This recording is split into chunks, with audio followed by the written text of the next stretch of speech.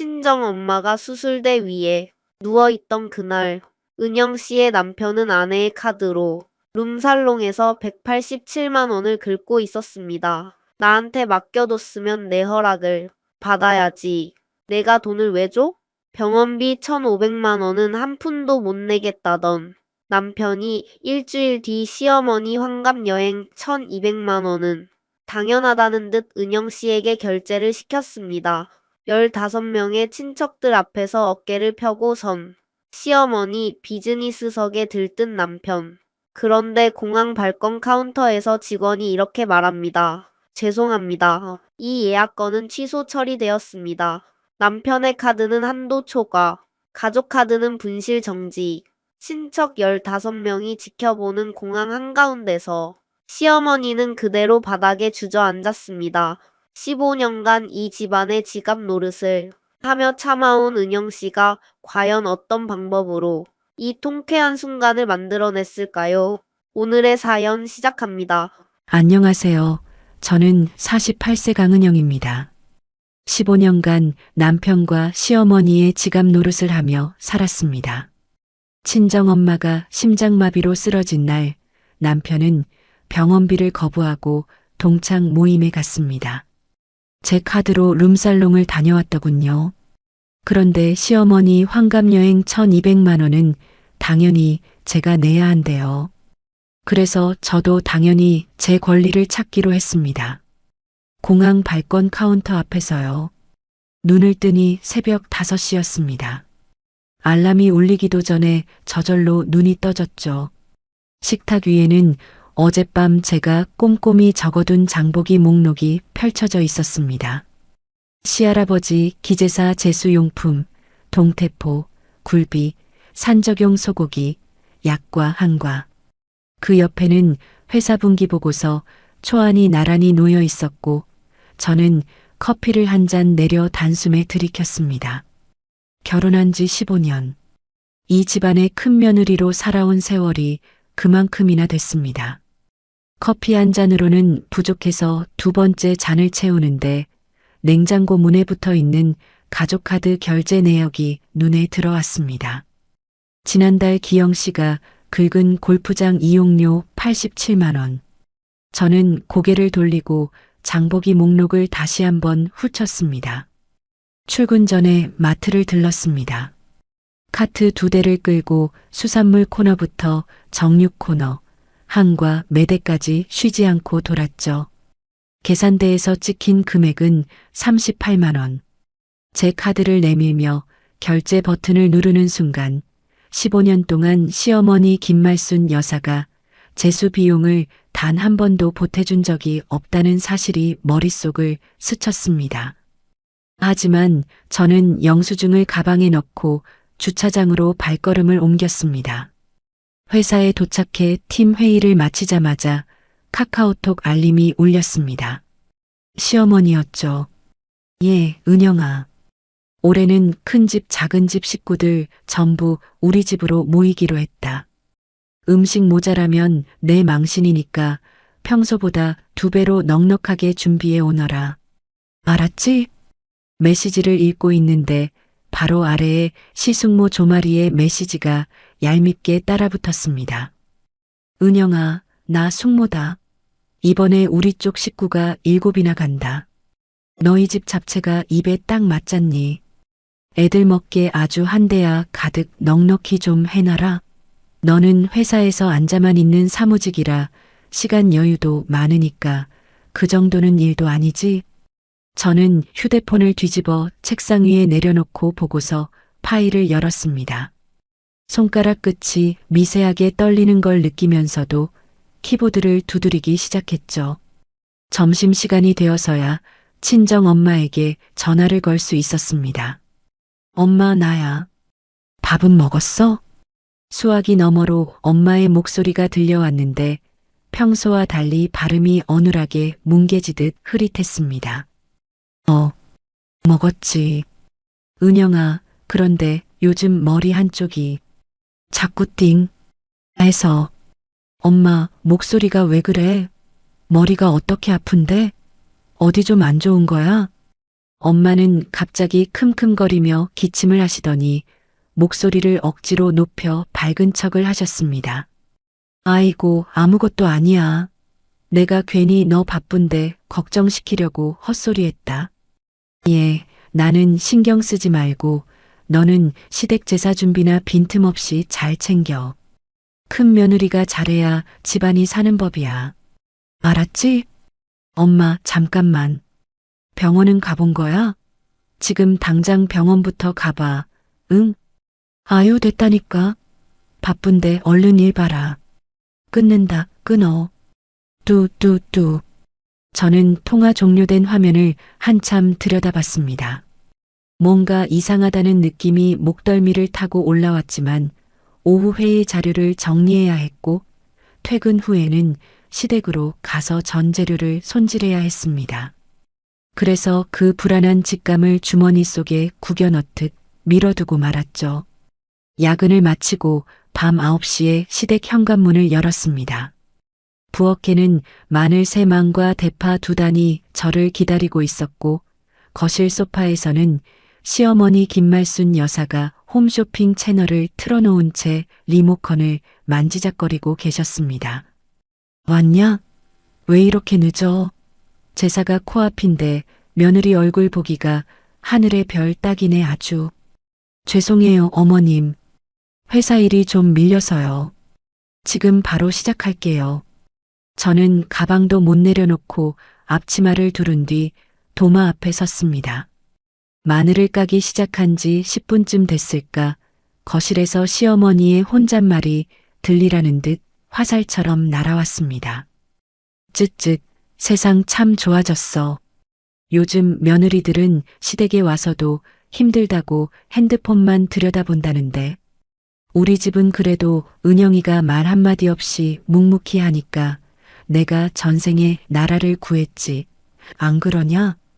그 말을 등 뒤로 들으면서 마늘 껍질을 벗기는 제 손톱 밑이 빨갛게 물들어갔습니다. 밤 11시가 넘어 집에 돌아왔습니다. 현관문을 여니 거실은 어둡고 안방에서 게임 효과음이 새어나왔죠. 저는 부엌 싱크대 앞에 서서 손에 밴 마늘 냄새를 비누로 박박 문질렀습니다. 당신 나왔어.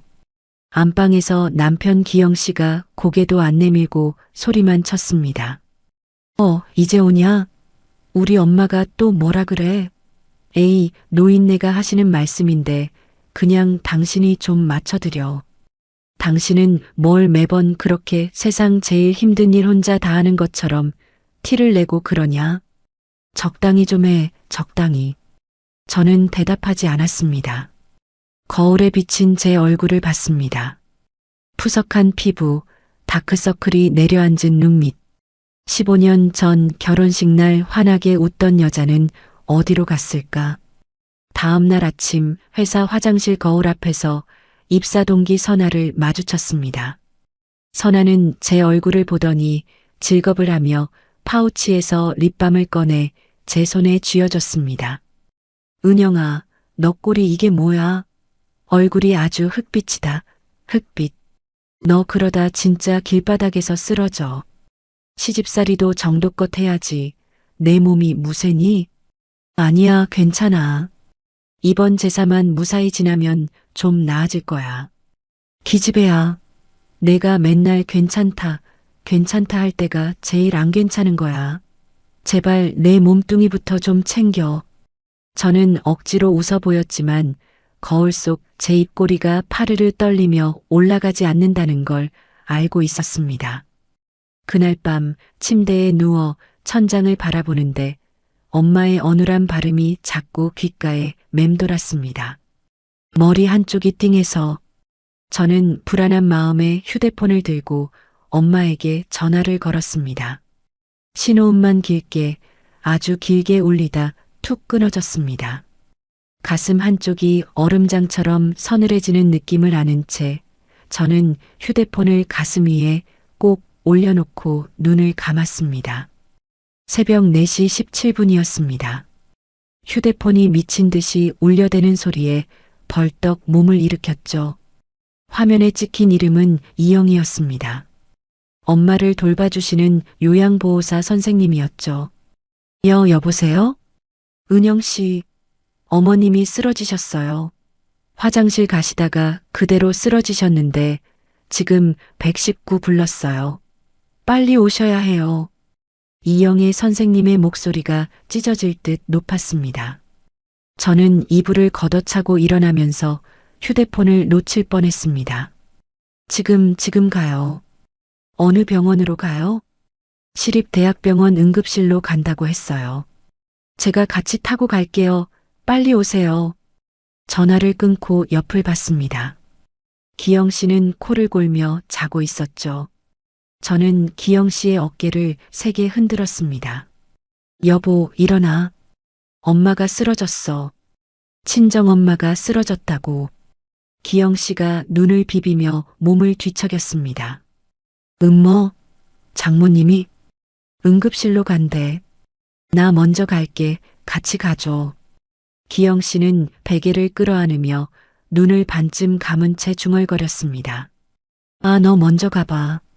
나 출근 준비해야 하니까 끝나고 들를게. 저는 기영 씨의 얼굴을 내려다봤습니다. 다시 이불을 끌어당기는 그 손을 보면서 뭔가를 말하려다 입을 다물었습니다. 시간이 없었으니까요. 옷장에서 아무거나 집어들고 차 키를 움켜쥐고 현관을 뛰쳐나갔습니다. 새벽 도로는 텅 비어 있었습니다. 핸들을 잡은 손이 부들부들 떨려서 신호등 앞에서 2번이나 시동을 꺼뜨렸죠. 빨간불에 멈춰선 사이 시어머니에게 전화를 걸었습니다. 제사가 내일 모레인데 음식 준비를 못 간다는 말을 해야 했으니까요. 신호음 3번 만에 시어머니가 받으셨습니다. 새벽인데도 목소리가 또렷했죠. 이 시간에 웬 전화냐? 어머님, 죄송합니다. 친정엄마가 새벽에 쓰러지셔서 지금 응급실로 가고 있어요. 제사 음식 마무리는 제가 오늘 못 갈 것 같습니다. 수화기 너머로 1초, 2초, 3초 침묵이 흘렀습니다. 그리고 시어머니의 목소리가 돌아왔는데 그 차가움에 저는 숨이 멎는 줄 알았습니다. 하필이면 오늘이야? 은영아, 친정에 내 동생도 있고 사람이 없냐? 왜 꼭 내가 가야 하는데? 어머님, 엄마가 의식이 없다고. 내일 큰 집 작은 집 식구들 다 오는 거 알잖아. 당장 시댁으로 와서 음식이나 해. 시어머니의 목소리가 한 톤 더 올라갔습니다. 어머님, 엄마가 쓰러지셨다니까요. 그래서 내가 가면 뭐가 달라져? 의사가 알아서 하는 거지. 제사는 누가 지내? 응? 저는 입술을 깨물었습니다. 핸들을 잡은 손가락 마디가 하얗게 변했죠. 더 이상 대답하지 않고 전화를 끊었습니다. 끊고 나서야 가슴이 쿵쿵 뛰기 시작했고 눈앞이 흐려져서 갓길에 차를 세워야 했습니다. 병원 응급실에 도착했을 때 엄마는 산소호흡기를 쓴 채 누워 계셨습니다. 이영애 선생님이 복도에서 저를 붙잡았습니다. 은영 씨, 의사 선생님이 보호자 찾으세요. 빨리 안으로 가보세요. 응급실 담당 의사가 제 앞에 섰습니다. 보호자분이시죠? 어머님이 급성 심근경색으로 쓰러지셨습니다. 지금 바로 스텐트 시술을 해야 합니다. 시간이 없어요. 동의서에 서명해 주세요. 저는 떨리는 손으로 동의서에 이름을 적었습니다. 박순옥이라는 엄마 이름 옆에 강은영을 쓰는데 펜이 미끄러져서 2번이나 다시 썼죠. 엄마가 시술실로 들어가는 이동 침대를 따라 복도 끝까지 걸어갔습니다. 시술실 문이 닫히는 순간 엄마의 창백한 얼굴이 마지막으로 보였습니다. 저는 그 문 앞에 서서 2 손을 모았습니다. 대기실 플라스틱 의자에 주저앉아 시계를 봤습니다. 새벽 5시 42분. 휴대폰을 꺼내니 카카오톡 알림이 줄줄이 떠 있었습니다. 시어머니 지금 바로 와. 전 반죽 누가 해? 시숙모 조말에 은영아 내일 오는 거 맞지? 기영 씨 장모님 어때? 엄마가 화나셨어. 시술 끝나면 잠깐이라도 시댁 들러. 저는 휴대폰 화면을 꺼버렸습니다. 손바닥으로 얼굴을 감싸고 고개를 숙였죠. 등 뒤에서 누군가 제 이름을 불렀습니다. 누나. 고개를 들으니 동생 강민수가 헐레벌떡 뛰어오고 있었습니다. 운동복 바람에 슬리퍼를 신은 채였죠. 누나, 엄마 어때? 시술 들어갔어? 방금 들어갔어. 의사 선생님이 빨리 왔으니까 괜찮을 거라고. 말을 하다가 목이 메었습니다. 민수가 제 옆에 털썩 앉더니 제 어깨를 잡았습니다. 누나, 형부는? 같이 안 왔어? 출근 준비한다고. 민수의 손에 힘이 들어가는 게 느껴졌습니다. 민수는 잠시 아무 말 없이 앞을 바라보다가 낮은 목소리로 물었습니다.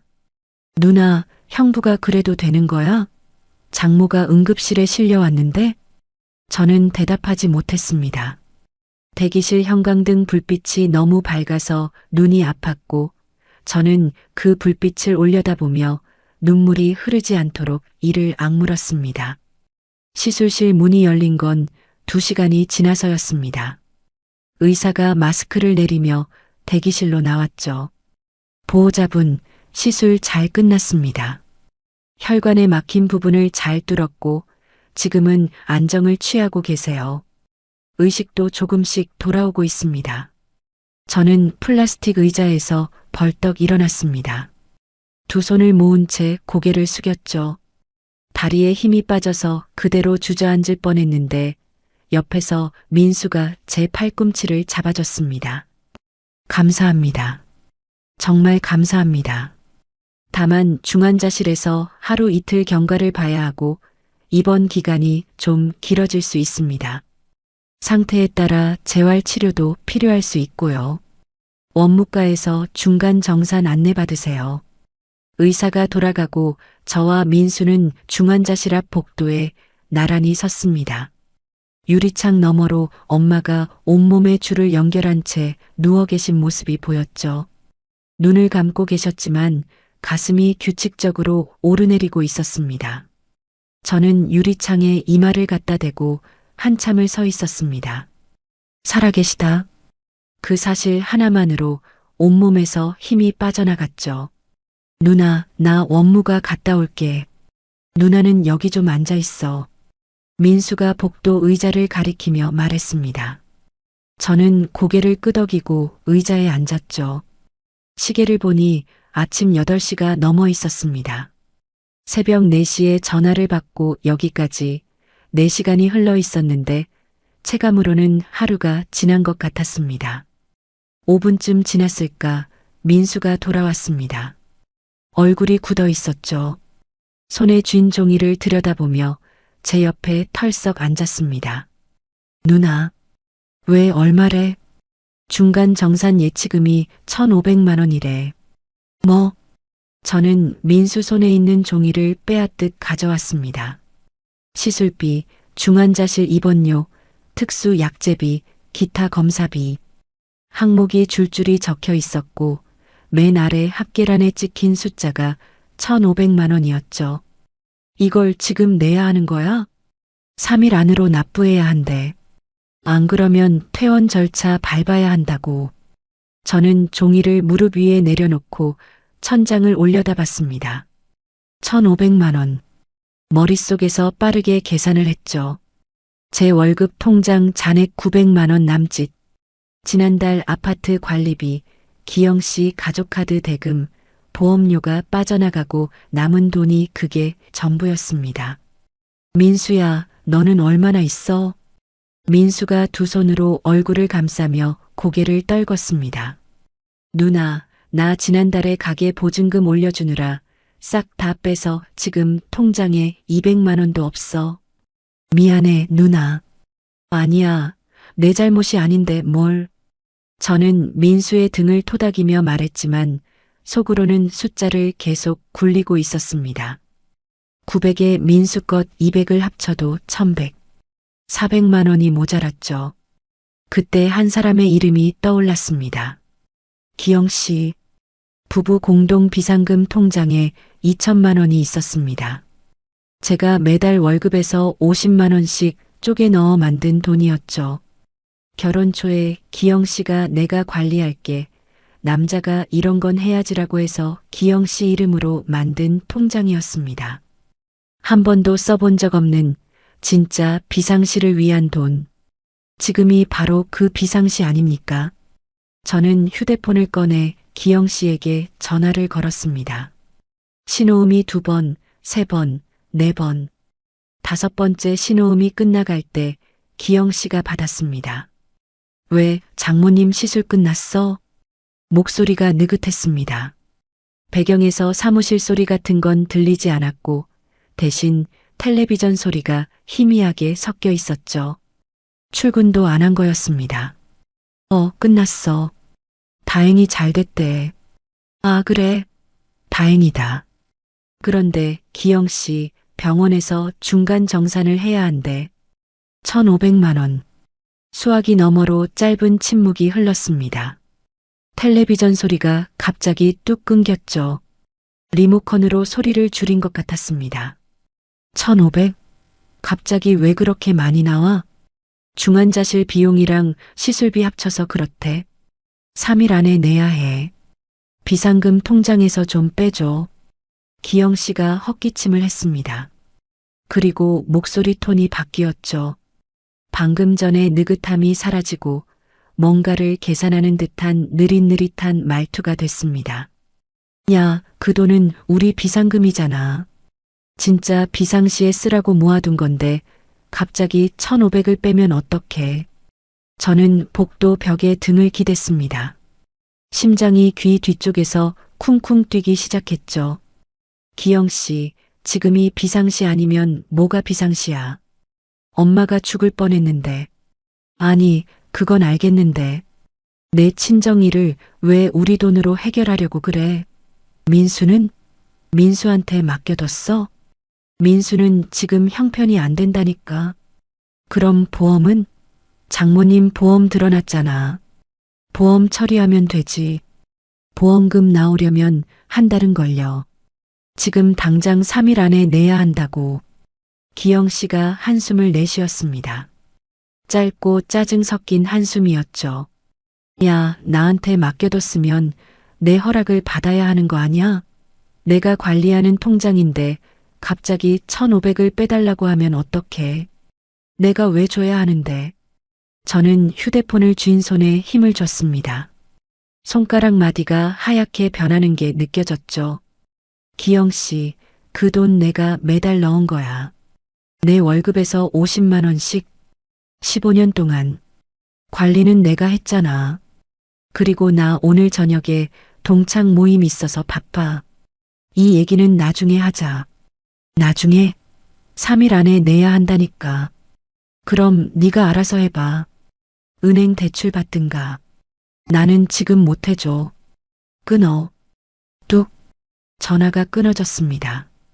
저는 휴대폰 화면을 내려다봤습니다. 통화 시간 2분 47초. 그 짧은 시간 안에 15년이 무너진 기분이었죠. 옆에서 민수가 제 얼굴을 보고 있었습니다. 아까부터 제 통화를 듣고 있었던 거죠. 민수의 턱에 힘이 들어가 있었고 양손이 주먹을 쥐고 있었습니다. 누나, 형부 뭐래? 못 준대. 뭐? 자기한테 맡겨둔 돈인데 왜 줘야 하냐고. 동창 모임 간대. 민수가 벽을 한 대 쳤습니다. 쾅 하는 둔탁한 소리가 복도에 울렸고 지나가던 간호사가 놀라서 고개를 돌렸죠. 저는 민수의 팔을 잡았습니다. 민수야, 여기 병원이야. 누나, 이게 사람이야? 장모가 중환자실에 있는데 동창 모임? 돈을 왜 줘야 하냐고. 누나, 진짜 이러고 살 거야? 민수의 목소리가 떨리고 있었습니다. 눈이 빨갛게 충혈되어 있었죠. 저는 민수의 팔을 붙잡은 채 고개를 저었습니다. 민수야, 괜찮아. 내가 해결할게. 지금은 엄마가 먼저야. 민수가 입술을 깨물며 고개를 돌렸습니다. 복도 창밖을 바라보는 민수의 눈가가 젖어 있었지만 저는 모른 척했죠. 저는 은행 앱을 열었습니다. 제 통장에서 900만 원, 마이너스 통장 한도를 확인하니 600만 원까지 가능했죠. 합치면 1,500만 원. 빠듯하지만 됩니다. 제 이름으로, 제 힘으로 엄마의 병원비를 채울 수 있었습니다. 원무과 창구에 가서 1,500만 원을 이체했습니다. 직원이 영수증을 내밀었고 저는 그 종이를 받아 가방에 넣었죠. 마이너스 통장에서 600만 원을 빌린 영수증도 함께.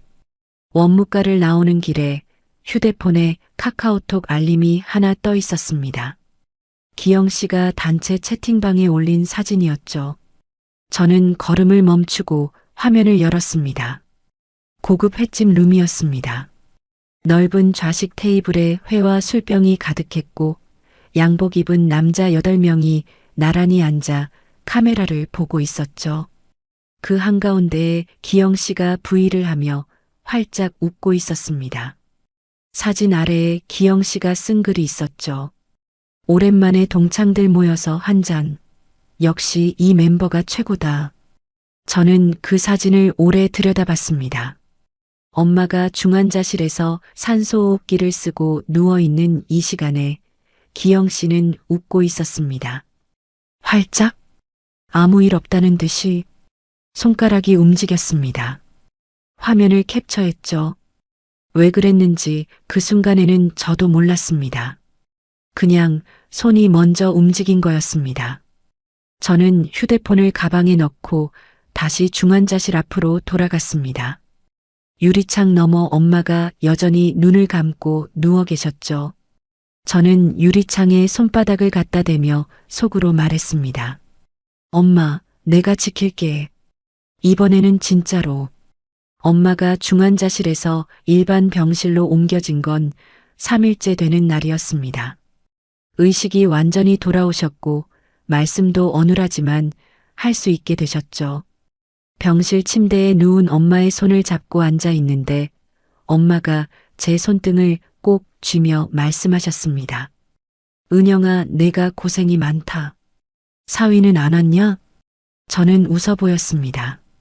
기영 씨는 회사가 바빠서요. 곧 올 거예요. 거짓말이었죠. 기영 씨는 3일 동안 병원에 한 번도 오지 않았습니다. 전화도 없었고 카톡도 장모님 좀 어때? 라는 한 줄이 전부였습니다. 엄마는 제 얼굴을 물끄러미 보시다가 고개를 돌리셨습니다. 창밖을 바라보는 엄마의 눈가에 주름이 깊게 패여 있었죠. 그날 저녁 병실을 나와 복도 벤치에 앉아 있는데 기영 씨에게서 전화가 왔습니다. 은영아, 나 내일 좀 일찍 들어가. 엄마 환갑여행 패키지 결제해야 하거든. 뭐? 무슨 환갑여행? 엄마 환갑이잖아, 다음 주에. 시숙모네랑 친척들이랑 해외여행 가시기로 했다고 전에 얘기했잖아. 비행기 비즈니스석에 호텔까지 풀 패키지야. 저는 벤치 등받이에 머리를 기댔습니다. 천장의 형광등이 눈에 아렸죠. 그거 비용이 얼마나 드는데? 1,200만 원쯤? 15명이니까. 엄마가 너한테 가족카드로 결제해달라고 하실 거야. 엄마 카드는 한도가 안 되거든. 1,200만 원. 저는 입술을 깨물었습니다. 엄마 병원비 1,500만 원은 못 주겠다던 사람이 시어머니 환갑여행 1,200만 원은 아무렇지도 않게 말하고 있었습니다. 기영 씨, 나 지금 마이너스 통장까지 꺼내서 병원비 냈어. 1,200만 원을 어디서 내? 그건 내 카드 한도로 하면 되잖아. 엄마 환갑이 일생에 한 번인데. 장모님은 이제 괜찮다며? 괜찮긴 뭐가 괜찮아. 아직 입원 중이야. 아, 알겠어. 어쨌든 내일 엄마한테 전화 한번 해. 끊어. 전화가 끊어지고 저는 한참을 앉아 있었습니다. 3일 전 새벽에 엄마가 실려온 이 병원 복도에서 시어머니 환갑여행 이야기를 듣고 있는 제가 우스웠죠. 다음 날 아침 예상대로 시어머니에게서 전화가 왔습니다. 은영아, 기영이한테 들었지? 내 환갑 여행. 너도 같이 가면 좋은데 친정 엄마 때문에 못 가겠지. 대신에 결제 좀 해라. 내 카드로. 어머님, 지금 제가 병원비 때문에 상황이 좀. 아이고, 그 돈은 보험 나오면 되는 거 아냐? 내 환갑이 먼저지. 인생에 한 번뿐인 환갑을 며느리가 안 챙겨주면 누가 챙겨줘. 시어머니의 목소리는 당연하다는 듯 단호했습니다. 친척들한테 다 말해놨어. 비즈니스석이야. 내 시숙모도 가시고 큰 집 작은 집 다 가. 15명이다. 저는 아무 말도 하지 못했습니다. 시어머니는 제 침묵을 동의로 받아들이셨는지 목소리가 한결 밝아졌죠. 출발이 다음 주 수요일이야. 오늘 중으로 결제해야 자리가 잡힌대. 기영이한테 여행사 번호 보내라고 해놨으니까. 전화가 끊어진 뒤 저는 병실 복도 창밖을 바라봤습니다. 가을 하늘이 높고 맑았는데 제 머릿속은 먹구름이 가득 찬 것처럼 무거웠습니다. 그날 오후 기영 씨가 보내준 여행사 번호로 전화를 걸어 패키지 내용을 확인했습니다. 비즈니스석 왕복 항공권, 5성급 호텔, 전 일정 가이드 포함, 총 1,200만 원. 제 가족카드 한도 내에서 결제가 가능한 금액이었죠. 저는 전화기를 내려놓고 엄마의 병실로 들어갔습니다. 엄마는 반쯤 몸을 일으킨 채 TV를 보고 계셨는데 제가 들어서자 리모컨을 내려놓으셨습니다. 은영아, 밥 먹었냐? 네, 먹었어요. 거짓말. 눈 밑에 다크서클 봐라. 너 며칠째 제대로 못 먹었지. 저는 엄마 침대 옆 의자에 앉았습니다. 엄마의 손목에 꽂혀 있는 수액줄을 바라보다가 입을 열었습니다. 엄마, 나 물어볼 게 있어요. 뭔데? 엄마는 내가 이렇게 사는 거 어떻게 생각해요? 엄마가 제 얼굴을 가만히 들여다보셨습니다. 한참을 말없이 보시다가 엄마의 눈가가 붉어졌죠. 은영아, 엄마가 잘못 가르쳤다. 참으면 다 된다고, 시댁에 잘하면 된다고, 그게 아니었어. 엄마의 목소리가 떨렸습니다. 저는 고개를 숙이고 엄마의 이불깃을 만지작거렸습니다. 엄마, 나 결정한 거 있어요. 뭔데? 아직은 말 못해요. 근데 엄마, 걱정 마세요. 이제 나 바보처럼 안 살 거야. 엄마가 떨리는 손을 뻗어 제 머리카락을 쓸어주셨습니다. 저는 그 손길을 느끼며 눈을 감았죠. 병실을 나온 뒤 저는 휴대폰을 꺼내 여행사에 전화를 걸었습니다. 그리고 시어머니 환갑 패키지를 결제했습니다. 제 가족카드로 1,200만 원. 결제 완료 문자를 확인하며 저는 입꼬리를 올렸습니다. 결제를 한 이유는 하나였습니다. 취소할 권한도 제게 있으니까요. 엄마가 중환자실에서 일반 병실로 옮겨진 건 3일째 되는 날이었습니다. 의식이 완전히 돌아오셨고 말씀도 어눌하지만 할 수 있게 되셨죠. 담당 의사는 경과가 좋으니 2주 정도 더 입원하면 퇴원을 고려해 볼 수 있다고 했습니다. 저는 매일 출근 전에 병원에 들러 엄마 얼굴을 보고 퇴근 후에 다시 병원으로 갔습니다. 아침 7시에 병실 문을 열면 엄마는 이미 깨어 계셨고 제가 사온 죽을 떠먹여드리며 30분을 보내고 회사로 향했죠. 저녁에는 과일을 깎아드리고 엄마 다리를 주물러드리며 하루 이야기를 나눴습니다. 기영 씨는 병원에 오지 않았습니다. 이틀에 한 번 카톡으로 장모님 좀 어때? 를 보내는 게 전부였죠. 저는 처음 이틀은 괜찮아지고 있어라고 답했습니다. 3일째부터는 답장을 하지 않았습니다. 기영 씨도 더 묻지 않았죠. 엄마가 병실로 옮겨진 다음 날 저녁 병문안을 마치고 집에 돌아왔습니다. 현관문을 열자 어둠 속에서 기영 씨의 구두가 가지런히 놓여 있었죠. 안방 불이 꺼져 있었고 코 고는 소리가 문틈으로 새어나왔습니다. 시계를 보니 밤 10시. 기영 씨는 이미 자고 있었습니다. 저는 부엌 식탁에 앉아 가방에서 병원 영수증을 꺼냈습니다. 1,500만 원. 마이너스 통장에서 빌린 600만 원의 이자가 매달 붙을 거였죠. 영수증을 내려놓고 냉장고에서 물을 꺼내 마시는데 문득 궁금해졌습니다. 기영 씨의 가족카드, 이번 달에 얼마를 썼을까? 휴대폰을 꺼내 카드사 앱을 열었습니다. 제 명의 카드에 기영 씨가 부카드를 쓰고 있었죠. 결제 내역 탭을 누르자 이번 달 사용 금액이 화면 상단에 떴습니다. 부카드 사용 금액 312만 원. 저는 스크롤을 내리기 시작했습니다. 골프장 그린피 18만 원, 골프장 식음료 7만 원, 강남 고깃집 32만 원, 편의점 3만 원, 주유소 8만 원. 여기까진 그렇다 쳤습니다. 손가락이 계속 내려갔죠. 그리고 눈이 멈췄습니다. 엄마가 쓰러진 그날 동창 모임 횟집 42만 원. 같은 날 밤 11시 37분 강남 라운지 187만 원. 라운지. 저는 그 이름을 검색했습니다. 화면에 뜬 건 강남의 룸살롱이었죠. 고급 접대용 술집. 저는 화면을 2번 확인했습니다. 날짜, 시간, 가맹점 이름을 소리내어 읽었습니다. 엄마가 중환자실에서 산소호흡기를 달고 누워있던 그 밤에 제가 1,500만 원 예치금을 어떻게 마련할지 복도에서 발을 동동 구르던 그 시간에 기영 씨는 제 카드로 룸살롱에서 187만 원을 쓰고 있었습니다. 손이 떨렸습니다. 휴대폰을 쥔 손가락 끝이 차가워지는 게 느껴졌죠. 저는 그 화면을 캡처했습니다.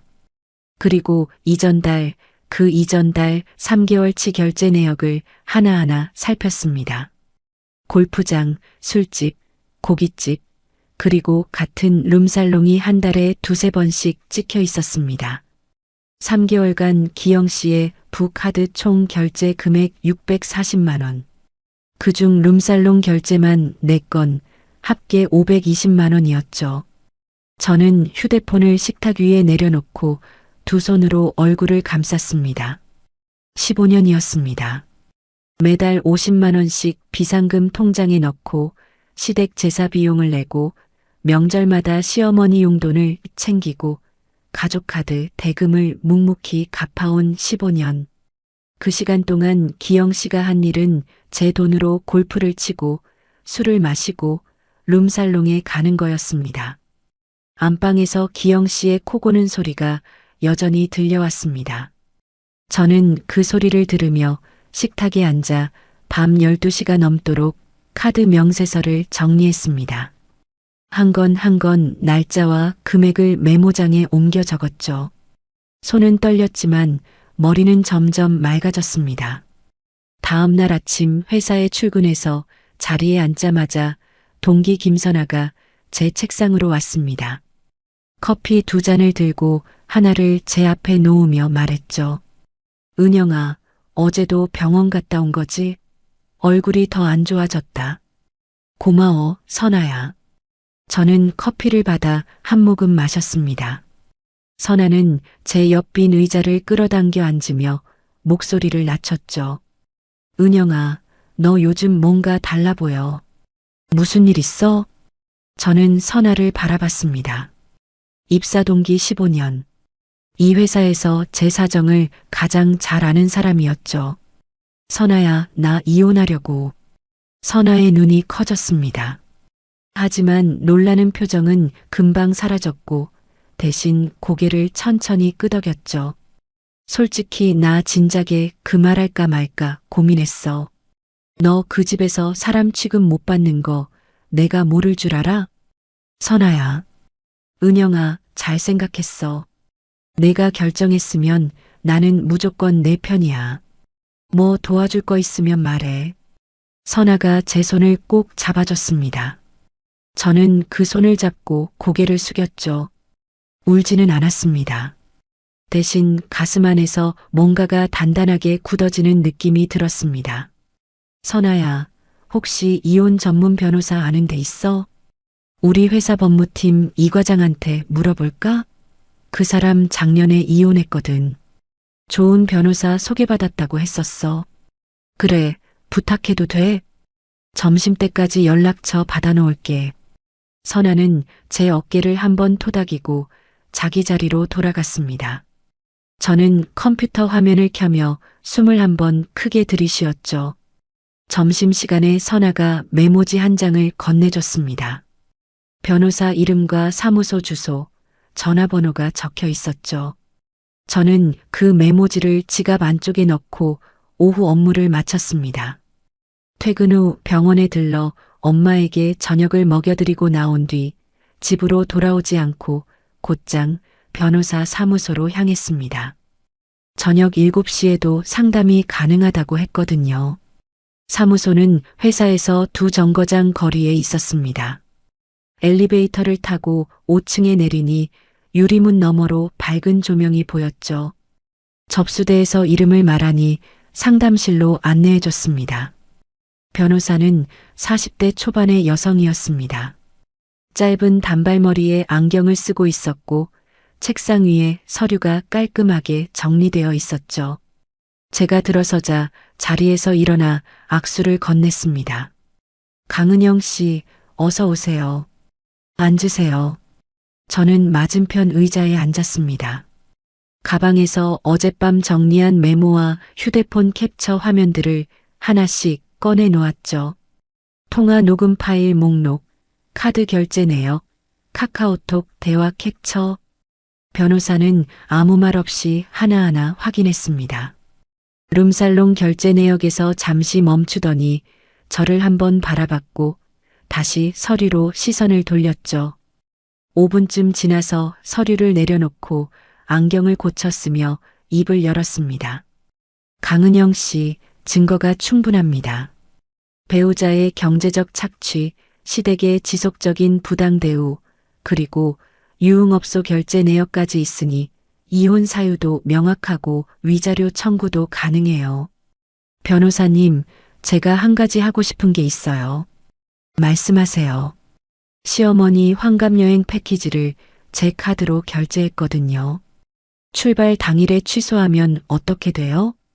변호사가 펜을 내려놓고 저를 바라봤습니다.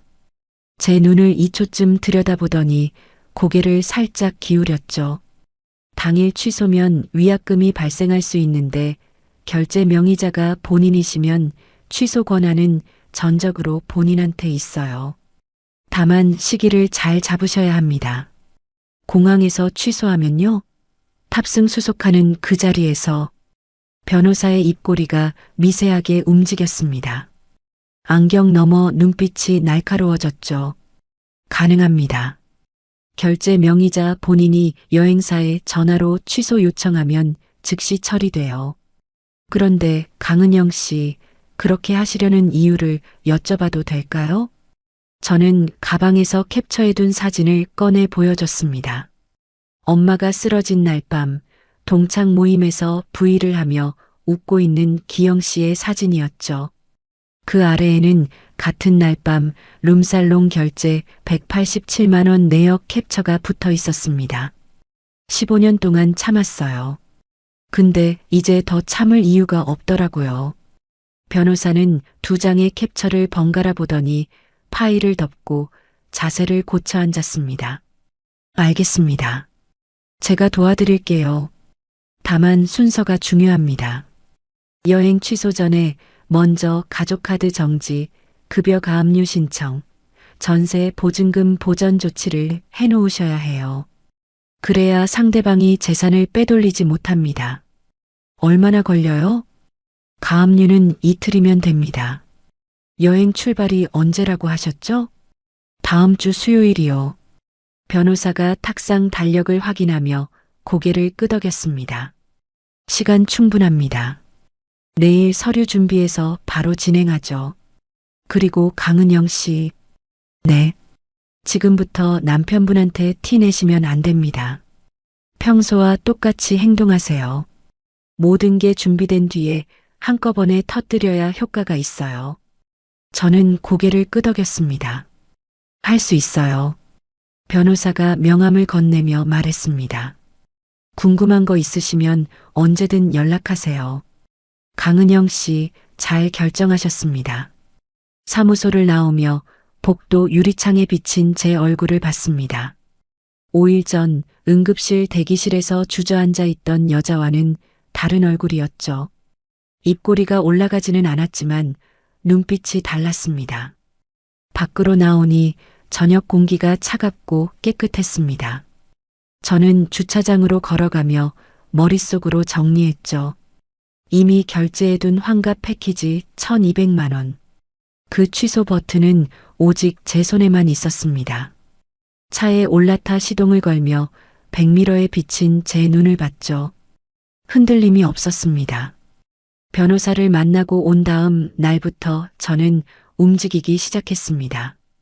겉으로는 아무것도 달라지지 않은 척 출근하고 퇴근하고 병원에 가고 집에 돌아오는 일상을 반복했죠.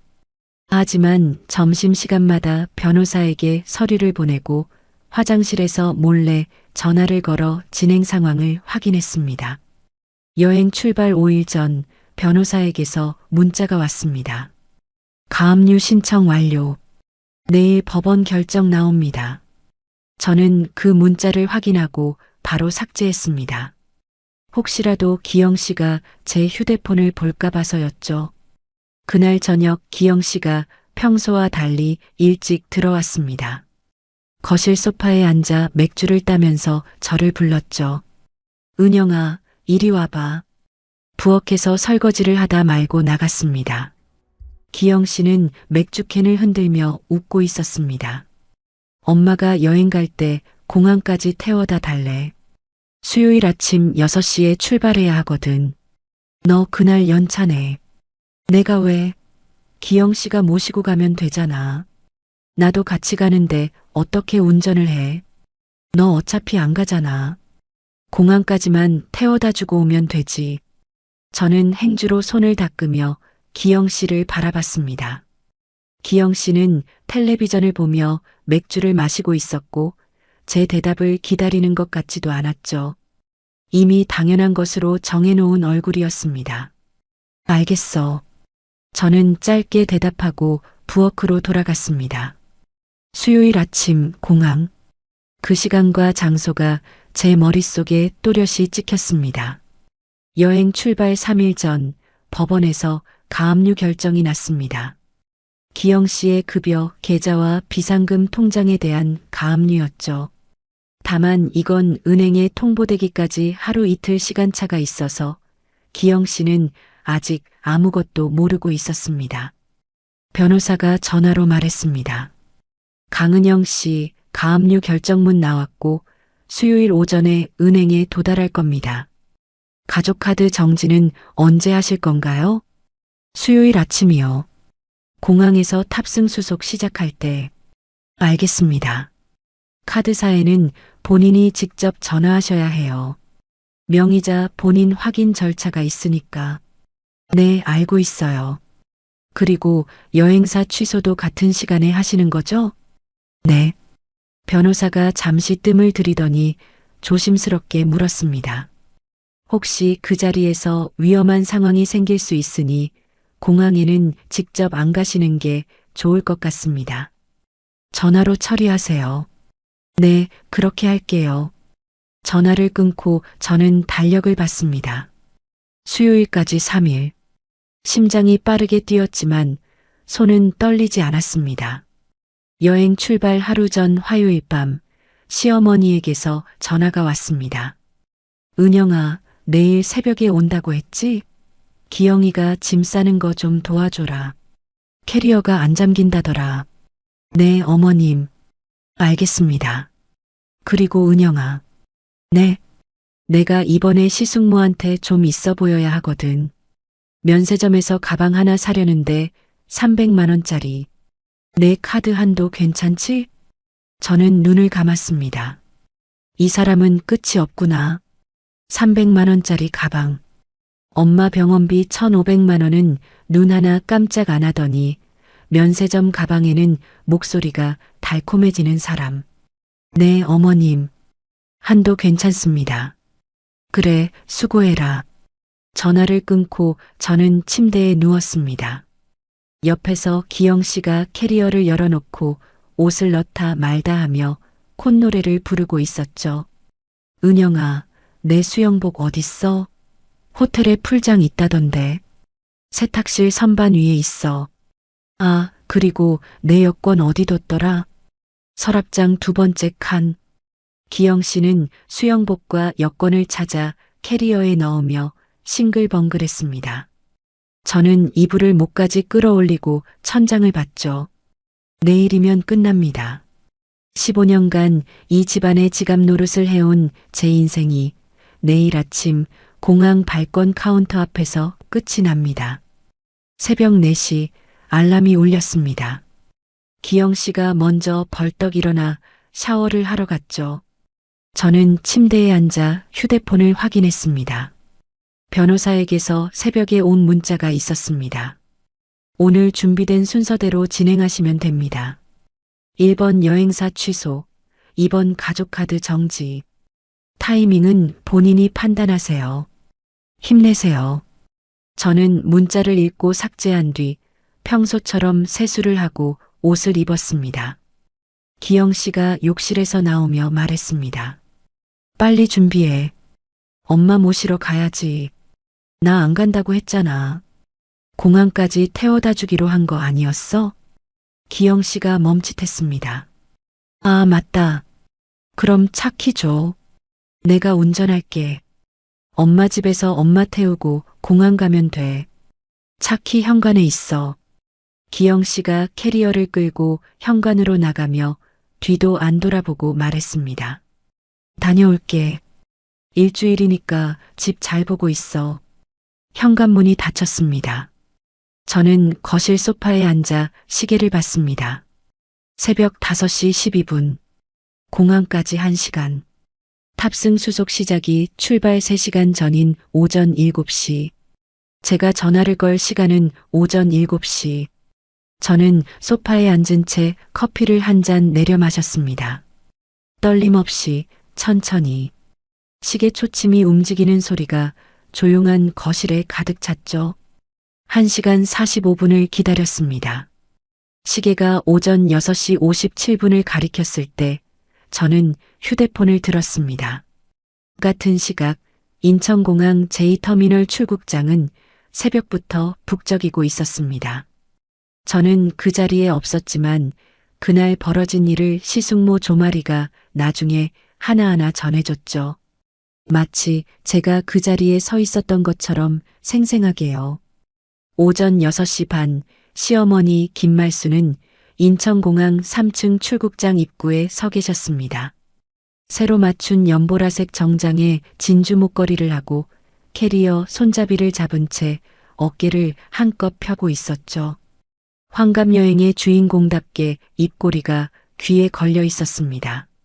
시숙모 조마리가 큰 캐리어를 끌고 다가오며 말했습니다. 어머, 형님, 오늘 완전 연예인이시네. 정장 새로 맞추셨어? 시어머니가 목걸이를 만지작거리며 웃었죠. 이 나이에 비즈니스석 타보는 게 소원이었는데 우리 기영이가 효자라 이렇게 해주네. 에이, 형님. 기영이가 돈이 어딨어요. 다 은영이가 하는 거 아니에요? 시어머니의 눈꼬리가 살짝 올라갔지만 금방 웃음으로 덮었습니다. 아이고, 며느리가 하면 아들이 한 거지. 다 한 집안 돈인데 뭘 그래. 친척들이 하나둘 모여들었습니다. 큰 집 내외 작은 집 식구들, 시숙모네 가족까지. 캐리어를 끌고 오는 사람마다 시어머니에게 인사를 했고 시어머니는 그 한가운데서 여왕처럼 서 계셨죠. 기영 씨는 시어머니 옆에서 선글라스를 머리 위에 얹은 채 여유로운 표정을 짓고 있었습니다. 반팔 폴로 셔츠에 면바지, 새로 산 운동화. 여행 가는 사람의 들뜬 얼굴이었죠. 자, 다 모였지? 이제 발권하러 가자. 기영 씨가 양손을 들어 올리며 일행을 이끌었습니다. 15명이 줄줄이 캐리어를 끌고 항공사 카운터 쪽으로 이동했죠. 발권 카운터 앞에 줄을 섰습니다. 비즈니스석 전용 카운터라 줄이 짧았고 금방 기영 씨 차례가 됐죠. 카운터 직원 김지윤이 미소를 지으며 말했습니다. 안녕하세요. 예약 확인 도와드릴까요? 네, 단체 예약이에요. 15명. 최기영 이름으로. 기영 씨가 여권을 내밀었습니다. 김지윤이 컴퓨터 화면을 확인하더니 키보드를 몇 번 두드렸죠. 그리고 손가락이 멈췄습니다. 김지윤의 미소가 살짝 굳었습니다. 고객님, 잠시만요. 네. 예약 확인 중인데 잠시만 기다려주세요. 김지윤이 화면을 한 번 더 확인하더니 옆 직원에게 뭔가를 물었습니다. 두 사람이 화면을 함께 보며 고개를 갸웃거렸죠. 뒤에 서 있던 시어머니가 목을 빼며 물었습니다. 왜 그래? 뭐가 문제야? 김지윤이 고개를 들어 기영 씨를 바라봤습니다. 표정은 여전히 정중했지만 눈빛이 달라져 있었죠. 고객님, 죄송합니다만 이 예약건은 오늘 아침에 취소 처리가 되었습니다. 뭐요? 기영 씨의 목소리가 커졌습니다. 취소라니 무슨 소리예요? 어제까지 확인 문자 왔는데 결제하신 카드 명의자분께서 오늘 오전 7시에 직접 취소 요청을 하셨습니다. 여행사를 통해 전 좌석 취소가 완료된 상태예요. 기영 씨의 얼굴에서 혈색이 빠졌습니다. 선글라스를 머리에서 벗겨 손에 쥐며 카운터를 짚었죠. 그게 무슨 잠깐만요. 그럼 다시 결제하면 되는 거 아닙니까? 김지윤이 화면을 한 번 더 확인했습니다. 현재 같은 좌석으로 재예약하실 경우 정상가가 적용됩니다. 15명 비즈니스석 왕복 기준으로 약 1,200만 원입니다. 1,200만 원? 아니, 잠깐. 내 카드로 하면 되니까. 기영 씨가 지갑에서 카드를 꺼내 내밀었습니다. 김지윤이 카드를 받아 단말기에 긁었죠. 3초, 5초, 10초. 단말기 화면에 빨간 글씨가 떴습니다. 고객님, 카드가 한도 초과로 결제가 불가합니다. 한도 초과? 그럴 리가 없는데. 다시 한번 해봐요. 한 번 더 시도해 보겠습니다. 김지윤이 다시 카드를 긁었습니다. 결과는 같았죠. 죄송합니다. 동일하게 한도 초과로 거절됩니다. 기영 씨가 지갑을 뒤져 다른 카드를 꺼냈습니다. 가족 카드. 제 명의 카드의 부카드였죠. 이걸로 해보세요. 김지윤이 카드를 받아 단말기에 대었습니다. 이번에는 더 빨리 결과가 나왔죠. 고객님, 이 카드는 분실 정지된 상태입니다.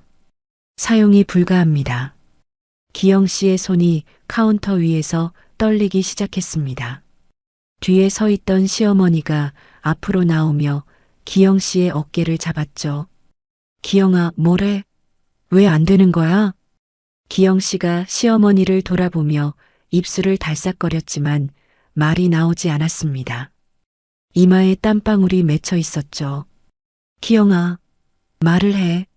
엄마, 잠깐만. 지금 확인하고 있어. 기영 씨가 카운터에서 한 발짝 물러나 휴대폰을 꺼냈습니다.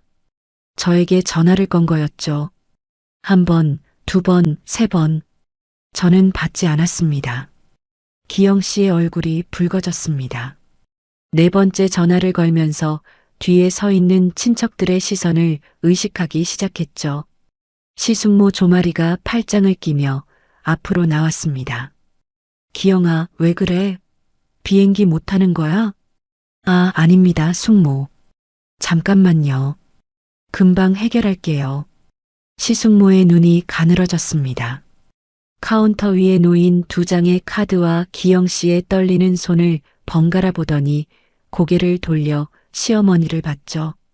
5번째 전화에서 저는 받았습니다. 강은영, 지금 뭔 짓이야? 기영 씨가 소리를 낮추려고 했지만 실패했습니다. 카운터 주변에 서 있던 다른 승객들도 고개를 돌렸죠. 왜 무슨 일인데? 제 목소리는 평온했습니다. 소파에 앉아 커피를 마시며 전화를 받고 있었으니까요.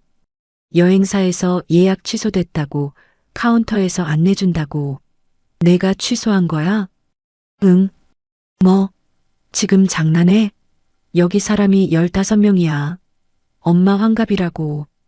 기영 씨, 내 카드로 결제한 거니까 내가 취소할 수 있어. 그리고 가족 카드도 정지시켰어. 전화기 너머로 기영 씨의 거친 숨소리가 들렸습니다. 그리고 시어머니의 날카로운 목소리가 끼어들었죠. 기영아, 뭐래? 뭐가 어떻게 된 거야? 기영 씨가 전화를 잠시 내리고 시어머니에게 뭐라고 했는지는 정확히 들리지 않았습니다. 하지만 곧이어 전화기가 넘어간 듯 시어머니의 목소리가 수화기 바로 앞에서 터져 나왔죠. 은영아, 너 이게 뭔 짓이야? 당장 다시 결제해. 친척들이 다 와 있다고. 저는 커피잔을 테이블 위에 내려놓으며 입을 열었습니다. 어머님 결제 안 합니다. 뭐라고? 제 카드로 결제한 거 제가 취소했어요. 다시 가고 싶으시면 어머님 돈으로 하세요. 시어머니의 숨소리가 거칠어졌습니다. 전화기 너머로 공항 안내 방송 소리가 울리고 있었죠. 인연이 시어미 환갑을 이렇게 망쳐놔. 기영아, 기영이 카드로 당장 해. 기영 씨가 다시 전화를 빼앗은 듯한 소리가 났습니다. 야, 내 카드가 안 되잖아. 한도 초과라고 뜬다고. 저는 조용히 말했습니다. 기영 씨, 정상가로 다시 결제하면 타실 수 있어. 15명 비즈니스석 1200만 원. 기영 씨 돈으로 해. 내 카드가 안 된다니까. 너 뭔 짓을 한 거야? 나는 내 카드 취소하고 내 카드 정지한 것뿐이야. 기영 씨 돈이 없는 건 기영 씨 문제지. 전화를 끊었습니다. 공항에서는 시숙모 조마리가 팔짱을 풀며 시어머니 앞으로 다가갔습니다.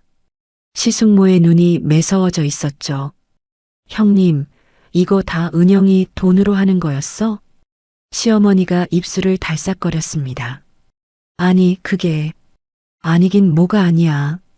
형님이 돈 내는 건 줄 알았더니 며느리한테 다 뜯어낸 거잖아. 비즈니스석의 5성급 호텔에 이게 다 며느리 등골이었어? 시숙모의 목소리가 점점 커졌습니다. 주변 친척들이 하나둘 가까이 모여들었죠. 큰집 형님이 캐리어 손잡이를 놓으며 물었습니다. 뭐야, 기영이가 돈 안 낸 거야? 시숙모가 고개를 돌려 큰집 형님에게 대답했습니다. 형님, 이거 전부 은영이 카드였대요. 기영이 카드는 한도 초과라 안 되고 은영이가 취소했다니까 아무것도 못하는 거예요. 웅성거림이 커졌습니다.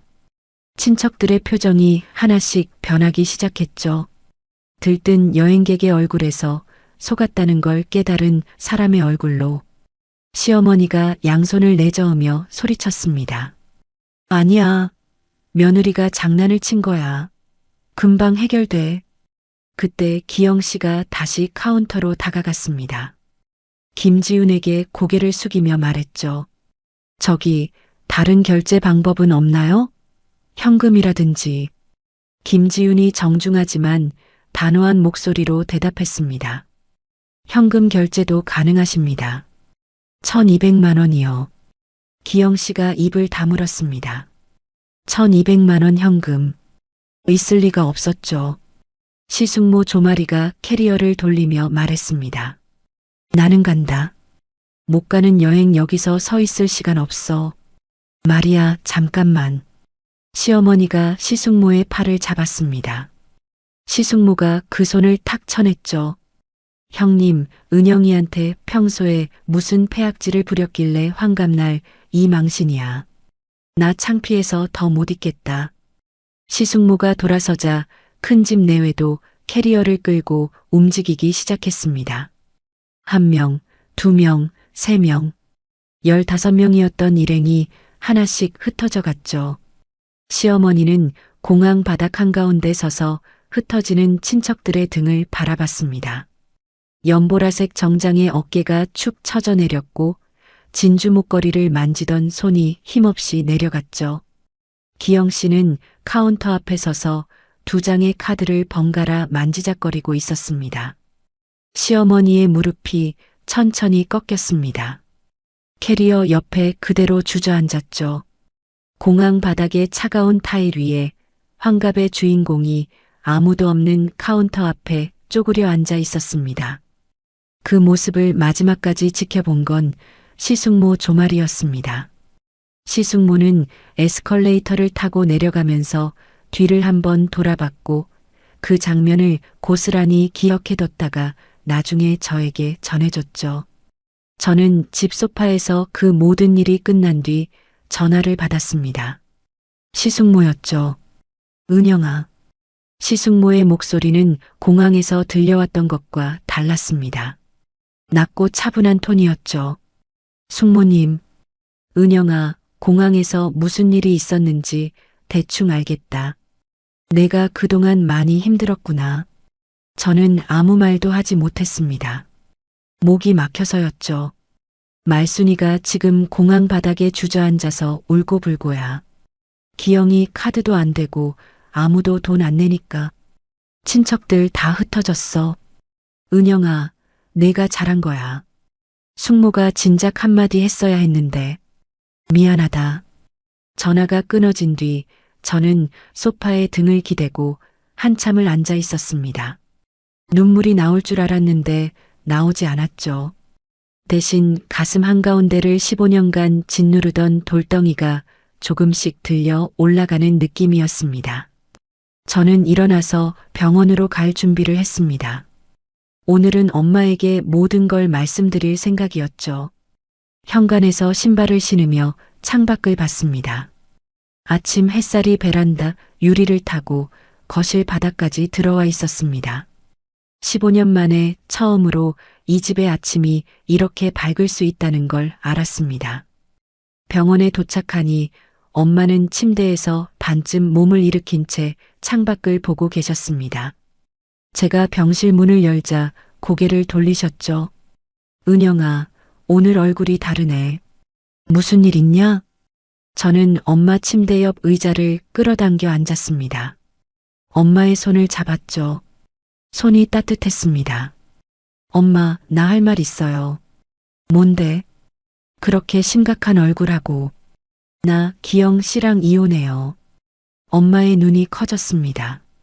잠시 아무 말 없이 제 얼굴을 보시더니 이불 위에 놓인 제 손을 2손으로 감싸주셨습니다. 언제부터 생각한 거야? 엄마 쓰러지신 날부터요. 아니, 사실은 그 전부터. 근데 엄마 일 때문에 확실해졌어요. 엄마는 고개를 끄덕이셨습니다. 눈가가 붉어졌지만 우시지는 않았죠. 잘 생각했다. 엄마가 너한테 참으라고만 해서 그게 내내 마음에 걸렸어. 엄마 괜찮아요. 이제 다 끝나가요. 엄마가 제 손등을 토닥이셨습니다. 떨리는 손이었지만 그 안에 힘이 실려 있었죠. 너 혼자 다 한 거야? 변호사 선생님이 도와주고 있어요. 오늘 이혼 소장 접수한대요. 그래, 수고 많았다. 우리 딸. 저는 엄마의 손을 꼭 쥐고 고개를 숙였습니다. 병실 창으로 들어오는 햇살이 이불 위에 따뜻하게 내려앉았죠. 그날 오후 변호사에게서 연락이 왔습니다. 이혼 소장이 정식으로 접수됐다는 소식이었죠. 그리고 한 가지 더. 강은영 씨, 최기영 씨 쪽에서 연락이 왔습니다. 직접 만나자고 하는데 절대 단둘이 만나지 마세요. 연락은 저를 통해서만 하시고요. 네, 알겠어요. 예상대로였습니다. 공항에서 돌아온 기영 씨가 얼마나 분노하고 있을지, 시어머니가 어떤 상태일지 짐작이 갔죠. 하지만 저는 더 이상 그 감정들을 제가 받아줄 이유가 없었습니다. 그날 밤 집에 돌아오니 현관 도어록 비밀번호가 바뀌어 있었습니다. 기영 씨가 바꾼 거였죠. 저는 아파트 관리사무소에 전화를 걸었습니다. 세대주 강은영인데요. 도어록 비밀번호 초기화 부탁드려요. 전세 계약 명의가 제 이름이니까 관리사무소는 바로 처리해줬습니다. 새 비밀번호를 입력하고 문을 열자 거실에 기영 씨가 앉아 있었습니다. 캐리어를 현관 옆에 세워둔 채 양복도 안 벗고 소파에 구겨져 앉아 있었죠. 공항에서 돌아온 그대로인 것 같았습니다. 왔어? 기영 씨의 목소리는 이상하리만큼 낮았습니다. 저는 신발을 벗고 거실로 들어갔죠. 기영 씨, 나 할 말 있어. 나도 할 말 있어. 앉아. 저는 기영 씨의 맞은편 의자에 앉았습니다. 기영 씨의 얼굴을 봤죠. 눈이 충혈되어 있었고 넥타이가 느슨하게 풀려 있었습니다. 은영아, 오늘 무슨 짓을 한 건지 알아? 알아. 엄마가 지금 혈압 올라서 병원 가셨어. 친척들한테 창피당하고 공항 바닥에 주저앉으셨다고. 그게 내가 원하는 거야? 저는 기영 씨의 눈을 똑바로 봤습니다. 기영 씨, 내가 물어볼게. 우리 엄마가 중환자실에 있을 때 기영 씨 뭐 했어? 그건 동창 모임 갔지. 내 카드로 룸살롱 갔지. 187만 원. 다 알아. 기영 씨의 입이 벌어졌다 닫혔습니다. 손가락이 무릎 위에서 움직이는 게 보였죠. 그건 그날 분위기가. 분위기? 내 엄마가 죽을 뻔한 날 밤의 분위기? 저는 목소리를 높이지 않았습니다. 오히려 더 낮게, 더 천천히 말했죠. 기영 씨, 나 오늘 이혼 소장 냈어. 기영 씨의 몸이 굳었습니다. 소파에서 상체를 앞으로 숙이며 저를 바라봤죠. 뭐? 이혼? 야, 지금 장난해? 장난 아니야. 변호사도 선임했고 가압류도 걸었어. 기영 씨 급여 통장 묶였을 거야. 가압류? 내 통장을? 기영 씨가 벌떡 일어나 휴대폰을 꺼내 뱅킹 앱을 열었습니다. 화면을 보더니 얼굴이 하얗게 변했죠. 이게 출금 정지. 야, 이게 뭐야? 내 돈인데. 기영 씨 돈 아니야. 내가 넣은 돈이야. 15년 동안. 기영 씨가 휴대폰을 소파에 내동댕이 치며 소리쳤습니다. 아, 지금 이러면 나 어떡하라고. 당장 풀어. 못 풀어. 법원 결정이야. 기영 씨의 목에 핏줄이 섰습니다. 주먹을 불끈 쥐더니 한 발짝 다가왔죠. 저는 자리에서 일어나 휴대폰을 들어 올렸습니다. 카메라가 기영 씨를 향하고 있었죠. 기영 씨, 지금부터 녹화되고 있어. 손대면 폭행으로 고소할 거야. 기영 씨의 발이 멈췄습니다. 들어 올린 주먹이 허공에서 떨리다가 천천히 내려갔죠. 기영 씨는 이를 악물며 저를 노려봤지만 더 이상 다가오지 못했습니다. 은영아, 너 진짜 이러는 거야? 응, 진짜야. 기영 씨가 캐리어를 거칠게 잡아 끌며 현관으로 갔습니다. 신발을 아무렇게나 꿰며 돌아봤죠. 두고 봐. 내가 가만 안 있을 거야. 엄마한테 얘기해서 너 가만 안 둬. 현관문이 쾅 닫혔습니다. 저는 닫힌 문을 바라보며 휴대폰 녹화를 멈췄습니다. 그리고 도어록 비밀번호를 한 번 더 변경했죠. 소파에 다시 앉으니 다리에 힘이 풀렸습니다. 손이 미세하게 떨리고 있었죠.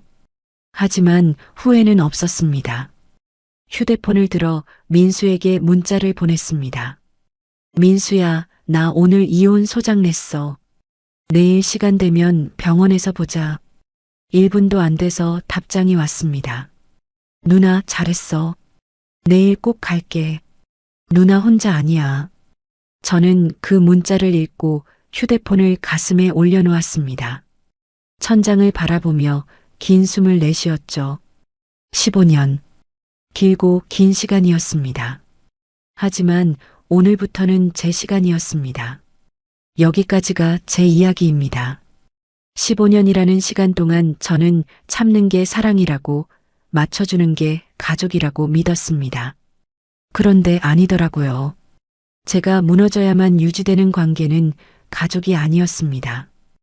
혹시 지금 이 이야기를 들으시면서 본인의 모습이 겹치시는 분이 계신가요?